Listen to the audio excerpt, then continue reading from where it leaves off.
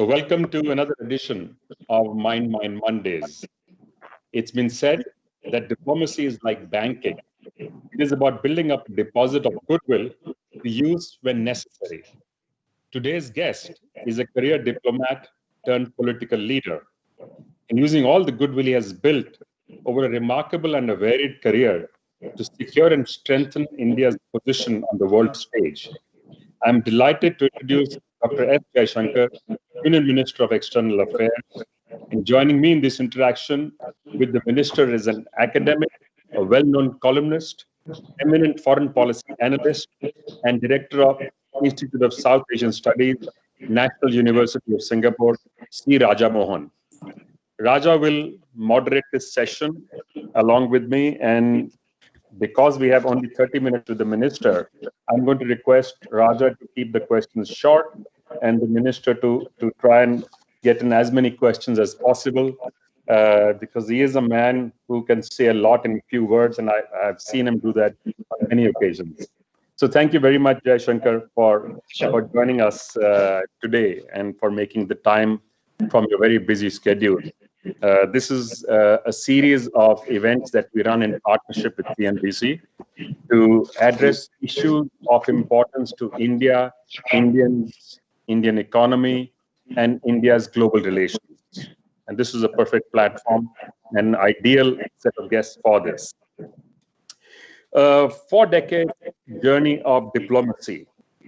The world has changed. You started off as a career diplomat and are now a minister. What did it mean for you, this change, for your relationship with your colleagues? Did this become an easy or a difficult transition? Well, before I come to that, I'll point out one more common point between diplomacy and banking. I think both run very much on trust. Correct. And so the capital that you build is very much a function of the trust that you generate and the credibility that accrues from it. But that apart. Absolutely. Yes, it's been a long journey, but I must say it doesn't feel that long a journey, largely because every day is a new day, the world changes. So while you may be adding to the experience side of the ledger, the enthusiasm side of the ledger also remains very, very strong. And I think it's, of course, a huge advantage to be a minister of a department where you spent all your working life. So, all my colleagues are known to me, the issues are known. But yet, as I said, I mean, don't get me wrong. It's not that somewhere we've kind of slipped into some kind of routine, because the world is today so challenging, and it's challenging largely for three reasons. I mean, one, there's an enormous rebalancing over these 40 years. If you look at what are the top 20 economies or the top 10 economies, that's really been transformed in the last 2 generations. The second, the world's a much more globalized world. It's much more interdependent, much more interpenetrative. Something happens somewhere. It can be a pandemic, it can be technology, it can be, terrorism. So we are far more connected and influenced by each other than we were.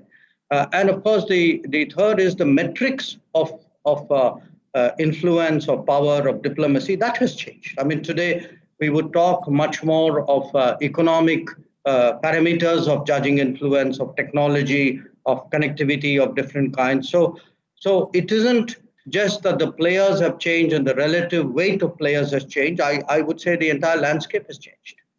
I would quite agree with you. The maelstrom taking place right now in geopolitics is no less than what has happened to the economies in the world. And while the old Cold War is not there, the question being asked is, are we heading towards a new one? And pandemic and other such situations have certainly added to that. I'm going to hand over to Raja now to come in. Raja? Thank you, Sunil. And I'll take off from where you stopped just now, the Cold War. Minister, when you joined the Foreign Service almost 40 odd years ago, there were only 2 big honchos. So we used to call it the bipolar world. Now, what Sunil is saying, we are back to 2 big honchos, which is US and China. And in between, of course, US is going to be the dominant power. So how is China's emergence as the second most important power different from the US-Soviet war So how is China making a difference to the world? Do you see it? Well, first of all, I think there was bipolarity then, not absolute bipolarity. After all, we were non-aligned even then.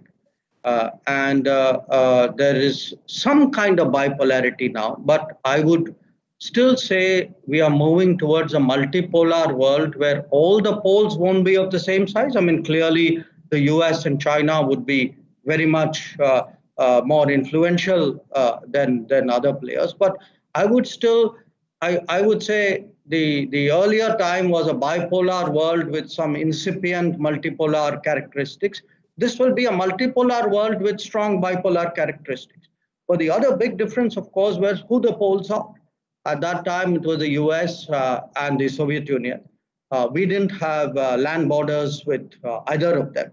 If we are looking at a different era where US and China are 1 and 2, China is our immediate neighbor. So the rise of China, of course, impacted the entire world very, very profoundly. But most of all, it would impact its immediate neighbors. So I wouldn't transpose that old template onto where we are now. You talked about China's rise, Minister. I mean, most countries now seem to believe they underestimated the speed and the scale of China's rise and its consequences for the world. The US says, look, probably it was a mistake to have got them into the WTO. We worked with them saying, look, we can work together on global issues. We have a common interest in making the world multipolar. But what's happened in the last few weeks, I mean, I think the challenges from China to India have dramatically grown. So did we underestimate the scale of China's rise in the early 90s? Well, look, to be fair, I mean, and I sort of use shall I say, a yardstick of comparison here. 1988, when Rajiv Gandhi went to China, which was the first prime ministerial visit we had from our side after the war in '62, the two economies were roughly of the same size. Today's China's economy is about 4.5 times, 5 times the size of India. Now, and mind you, it's not like we've stood still. I mean, we've grown, and we've grown fairly significantly in this period. So the fact is that China has posted a very, very impressive record over the last 40 years. I mean, whether people see that to their advantage or not, in my view, we should recognize that reality and certainly give them credit that is due in that regard. But we also perhaps need to reflect on, as I said, while we grew well by, if we were to benchmark ourselves by our own past, if we were to do that in comparison with China, or comparison with Southeast Asia or some other economies, maybe there were a lot of areas where we could have done very much better. I think the fact that we didn't intensively industrialize, push manufacturing the way many other Asian economies did. The fact that we opened up very much later, we opened up a full decade and a half after China did. And even when we opened up, whether our commitment to the kind of sweeping reform that we saw in China, not just economic reform, governance reform, administrative reform, social reforms. I mean, look at their HR indices. I mean, it is significantly better than ours. So you actually had, and finally, the embrace of the world. In many ways, they were much more aggressive about leveraging the world than we were. So my own sense is, if you look at whether it was developing your domestic capabilities, actually going through with a reform agenda in a kind of 360 way, looking at the world to see how to advance your interests in a very, very focused way. The Chinese have scored very, very well in all these departments. And that, to my mind, today has created, in a sense, a gap between the two countries. And clearly that has implications for the relationship. So seeing the India-China in comparison, I mean, Chinese have grown dramatically, but the way they think about the world also seems to have changed. While we have grown, do you think that the way our establishment, our elite, not just the foreign policy elite, are we still thinking like in the old ways and not really commensurate with our own size? Because after all, we are the fifth largest economy, we are the third largest armed forces, fifth largest defense budget. But has the thinking evolved along with our weight? Look, again, my sense is we are in transition. We are in transition. China too is in transition. I mean, it's in much more advanced transition than we are. I'm not necessarily comparing the two. If you ask me, because I start with your first question, so you've been in this building for 40 years. I mean, I see a huge change. I mean, when I look at the mindsets of people, what our ambitions are today, what our capabilities are, what we are doing. I mean, I just give you an example of, we do development partnership programs with different countries. Now, today our reach goes from the Caribbean to the South Pacific. I mean, we have out of 54 countries in Africa, we have programs in 51 projects in 51 countries. It would be inconceivable not 40 years ago, even I would say perhaps 10 years ago. So it's not that we are not, we are not growing, we are not becoming more influential, more ambitious, more aspirational. All of that is happening. The issue is eventually a kind of a relative issue. If I grow at 10, but you are growing at 50, then, somewhere that sort of speaks for itself. So for us, I mean, the challenges really are today, how do you actually grow, faster at home, and not just faster. I mean, it's not just a quantitative issue. Do you actually do those deep reforms, which perhaps we should have done in many cases earlier? I mean, Sunil, you're from the business world. You'd fully agree with me that, our manufacturing capability should not be what it is today. I mean, it should and could have been very different. Yeah. That we made policy choices and adopted practices which didn't foster industry. And I'm just giving you industry as one example. I would give you another, which is you look at the skills and education levels and health levels. So there is a lot of work to be done at home. I think to me, when I look at this comparison, it is a motivation really saying, how do we do better at home and how do we leverage that better outside? I have a question closer home.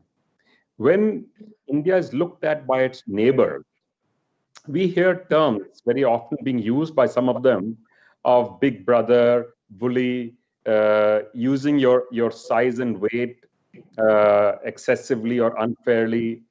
Do you think there's something we should be doing different to be able to have a smoother relationship? Because we do live in a complex neighborhood. Look, that is true. We live in a complex neighborhood, not just a complex neighborhood, a neighborhood with which we share a lot of history. Mm-hmm. We share a lot of sociology. Very often with each one of our neighbors, you have communities which are sort of across the border in a way. There are a lot of affinities of various kinds. Now, what they often do is it is natural for people, therefore, to worry about how secure they are, especially from a sort of identity point of view. We need to take care out there. But bear in mind, a lot of it is also politics at work. Their politics, our politics, sometimes the interplay of politics. Often it would be, sharp positioning, which may be, sort of magnified by the media. So we can't wish these things away. I mean, this is politics at work. It's not unique to us. I mean, every region would have its own. I mean, Northeast Asia would have its version. Southeast Asia would have its version. America would have its version. Europe has its version. I mean, if you are a big country with neighbors who are smaller than you, there is a natural dynamic out there which would happen. Now, here's the answer to my mind. One, we need to create those structural linkages between us and our neighbors so that they take care of the political cycles and any volatility that, their politics may produce. Because very often people say things about us where we are actually like a punching bag in a domestic issue which one of our neighbors is having, you know.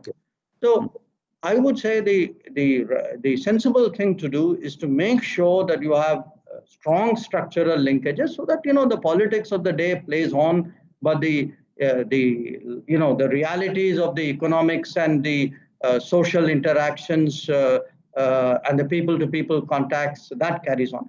Having said that, I would take a lot of care with my neighbors to kind of smoothen the frictions as they come along. Sometimes you anticipate problems. Sometimes it's important that you don't get provoked by you know what somebody may be doing for a very short-term calculation. These are all facts of life.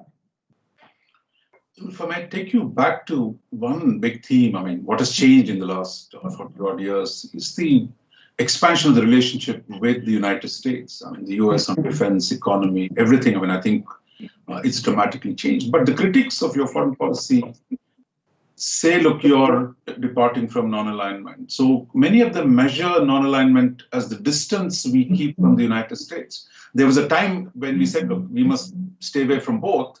But today, non-alignment seems to be defined as how far do you keep from the United States? Is that relevant today as we engage the US?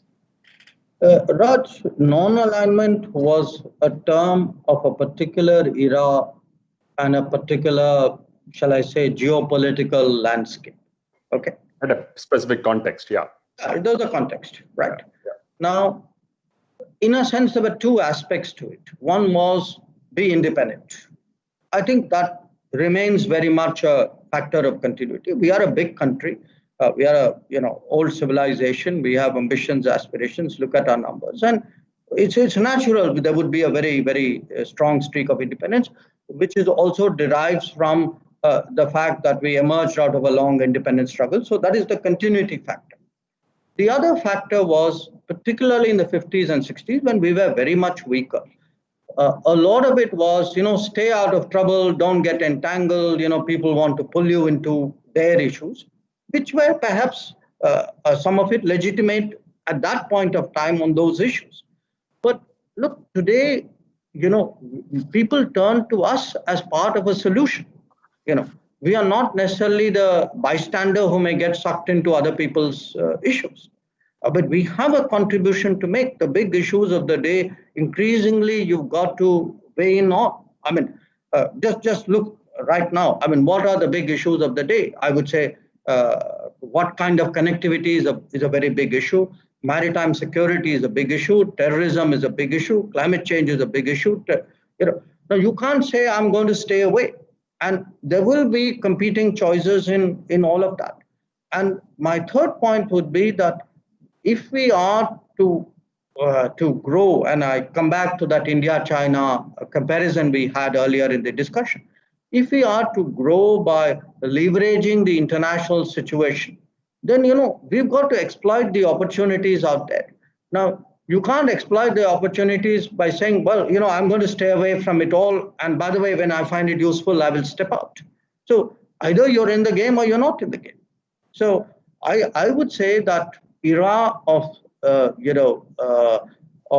great caution and a very much greater dependence in a sense on multilateralism. That era is to a certain extent behind us. And we have to step out more. We have to be more confident. We have to articulate our interests better. We need to take risks, because without taking risks, like in business, or in banking, you can't get ahead. So those are choices we have to make, and I think there's no getting away from that. See, between neighbors, which Sunil talked about, and the major powers that I was talking about so far, in between now we have a new term called the middle powers. Mm-hmm. And powers were not as big as the US or China, but powers actually, we seem to have discovered the virtues of engaging, say, France to our west, or Japan to the east. I remember when Sunil was in CII, and we did a lot of work on Japan. So you see, the importance of these countries has grown in the way you deal with foreign policy today. Yes. Well, one, they've grown in themselves. Today, Japan has a much higher international profile than perhaps the time that Sunil and I were working on Japan together. Or an Australia is stepping out much more than it was earlier. And, you can say that for different countries, and Indonesia perhaps, or Saudi Arabia. I mean, all of that is happening. But what is also happening is some of this is a consequence of I would say, the repositioning of the United States. That if, that sort of the big umbrella, in a sense, is either smaller or, shall I say, less thick than it used to be. And it's allowed really many other countries to sort of play much more autonomous roles. I mean, in many cases, look, it doesn't affect us so much because we were never part of an alliance system, and we will never be. But the countries who earlier on perhaps depended very much more on American decision making today are finding that they have to take the call on a whole lot of issues. And on the second part of it is, again, we come back to the rise of China. That as you have, in a sense, a different China and a different America, both for very different reasons. My sense is that a much more room has opened up for that, what you call the middle powers of different kind. Now, some of them may be, countries which, I mean, middle power may be a sort of a understatement, like say Russia, or countries like France or UK, which are in the Security Council, and which still carry a lot of clout. But I would, again, if you look at a lot of the G20 players, you would see many of them playing a much greater political role, and a lot of regional happenings. I mean, many things are more decided regionally today than they were 10 years ago. And a very good two good examples would be North Africa or the Gulf, where things are happening with, shall I say, less big power sort of direct involvement than in the past. I had one question. I'm sure Sunil will add something. If you look at last 30 years, we used to be reluctant supporters of climate change issues. Under your current government, that thing has changed. Today, India is actively championing climate change. But on the other side of the ledger, there was a time when India was actively supporting free trade agreements. But today, we walked away from them. We walked away from ourselves. I'm sure on trade issue, Sunil will have to add something. So how do you look at the way we deal with the world on a multilateral level? Sunil, you want to ask something on trade side? No, I think you asked a very relevant question. I was actually going to expand that a little bit, because the occasion that I've had to work with Jaishankar, one, of course, was Japan. The other one was also when we worked on the US-India strategic dialogue, when we started the civil nuclear program with them. And then again with Pakistan, when we were focusing on the most favored nation status and trying to resolve the relationship to a working level point of view. All of these came down to how do we figure out a way to actually work with them, to do business with them, create an investment on both sides. And that still continues to elude us in many of our relationships. What do you think? And because this is a time in India, as you said yourself, wants to stand up and be counted. So does Indian business. So there are unique opportunities that have been thrown up, especially because of China and its positioning and the way the world looks at it. How do you think India should now, at least in the short and medium term, position itself to take full advantage of the opportunity and our potential? Well, look, I shouldn't be preaching the virtues to you, Sunil, of the merits or demerits of free trade agreements. But let me say that, to my mind, FTA is also become a bit of a mantra, as though it's some kind of panacea, and by signing FTAs we are going to get ahead in the world. Just look at the actual record. Look at the numbers. The fact is, say with the RCEP countries, if you look at where your trade deficits were 15 years ago and where they are now, they've doubled. Okay. You look at the state of manufacturing in this country. I would forget the numbers for a moment. Okay, I just go by the smell test. Okay, look at the state of the economy, look at the state of the manufacturing, then look me in the eye and say, yes, these FTAs have served me well. You won't be able to do that, because the fact is we have actually, in the name of globalizing, entered into arrangements, and we can debate the merits because not all FTAs are the same. I sort of note that point. But the fact is, they have not served the country well, the economy well, in terms of building our capacities. And I think there are ways of engaging the world which don't necessarily have to be FTA centric. There are Actually, let me interrupt. That is the very question, by the way. The industry actually has been saying the FTAs are not always good. Let's not blindly sign them. If at all, let's do the PTAs, which is preferential trade agreement, where you can control and monitor what you open and how much you open of it.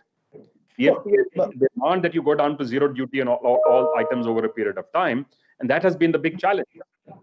No, fair point, Sunil. But I would even say that, look, there are opportunities today in global value chains that if you actually see what it takes to improve your trade facilitation measures to attract business into this country, not just as FDI, but as part of a global chain. And this is a part we've actually been quite weak. My sense is we really need to look at this space, how to engage the world differently. But I'll also make a bigger point here.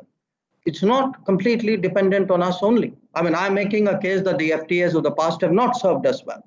But there are a lot of other people out there in the world, primarily the United States, but not just the United States, who are also thinking, rethinking how they should be approaching the global economy. We are heading to a much more protectionist global economy. I think the coronavirus pandemic is only going to accelerate those trends. So some of the answers depend on us. A lot of them depend on other people. Thank you very much, and hope we will be able to get you again on another occasion for one more Mind event. Thank you very much. Pleasure. Thank you, boss.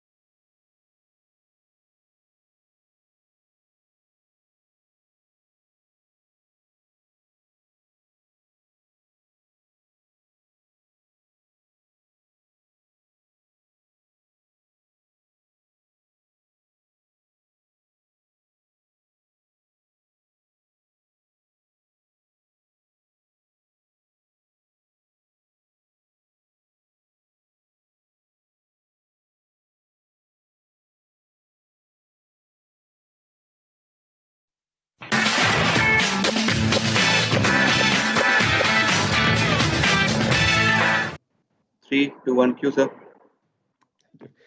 Welcome to another edition of Mind Mondays. At the Mind Institute, we believe in democratic thought leadership. Knowledge and analysis becomes richer and deeper when it is a sum of many parts. Citizens have a view, business has a view, government has a view, so does opposition. We have with us a very senior leader of the opposition, Mr. Anand Sharma. He has been a minister with various portfolios in the cabinet. He's a member of the Rajya Sabha. He's been a leader of the opposition and a politician from the very young days in college itself, and has continued in various positions to reach statesman-like stature within the system. Welcome and thank you very much for joining us, Anand. Appreciate your making the time today. The world today is going through a churn. Let me first ask you about yourself. A politician normally thrives on being surrounded by people. Your whole life blood is people, dealing with them all the time. What do you feel now when for many months you have not been able to interact physically with people due to the COVID-19?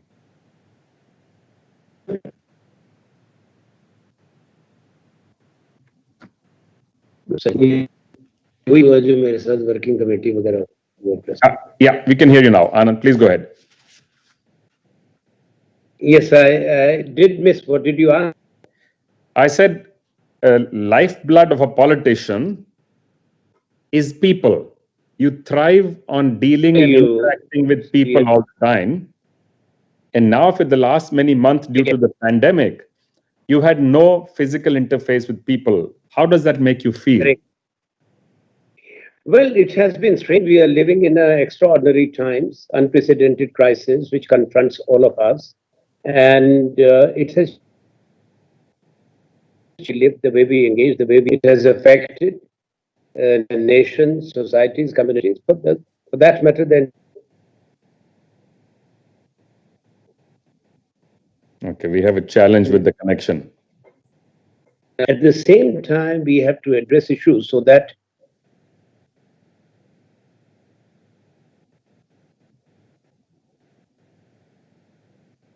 now this is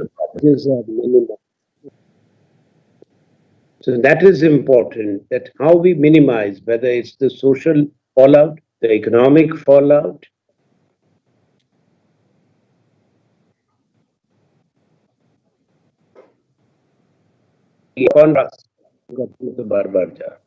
Okay, this is a challenge. I think the connection is coming and going, but let's give it a shot and see. So I think, to my mind, whether it's for policymakers, whether for business leaders, or for all of us in public life,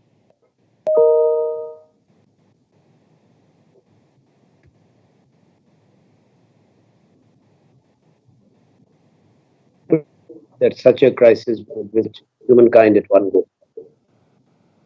Okay, we need to find a way to make this connection work a little bit better, because we kind of lost you a few times in between.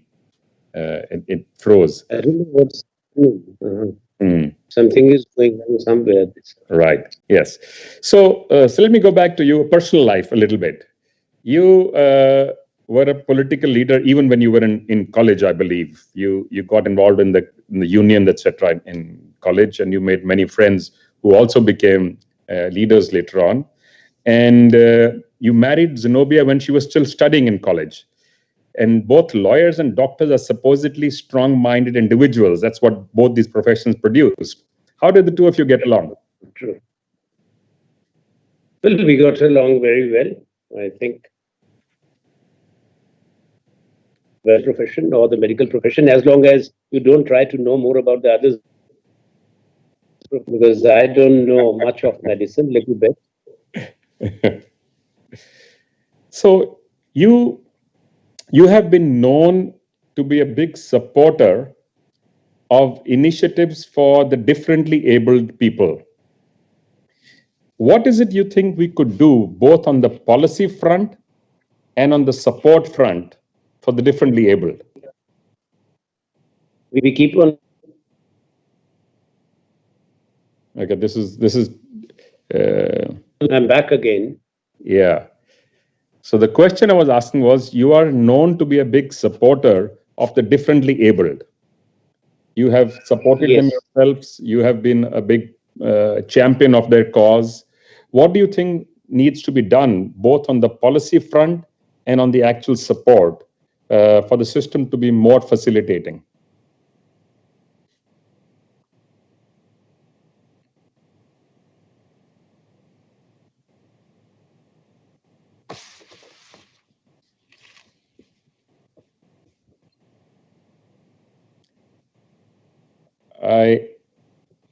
I think we will have to give this skip for the moment and redo this.